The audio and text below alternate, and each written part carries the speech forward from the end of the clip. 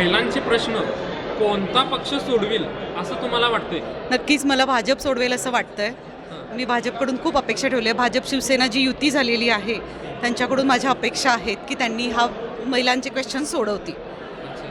कोल्हापुरात कुठलीही मुलगी असू दे, महिला असू दे, सेफली सगळ्या ठिकाणी फिरली पाहिजे, गेली पाहिजे.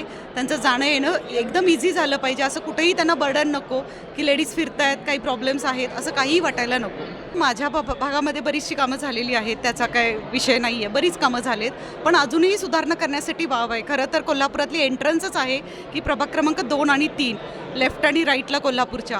त्यामुळे अपेक्षा अशा आहेत की निदान कोल्हापूरच्या एंट्रन्सला जे प्रभाग आहेत त्यांनी कोल्हापूरचं एंट्रन्स तर प्रॉपर करावं आणि नीट राहावं की आपण एका शाहू नगरीत एंटर करतोय असं बाहेरच्या पर्यटकांना वाटलं पाहिजे की आपण एका चांगल्या मोठ्या सिटीत येतोय.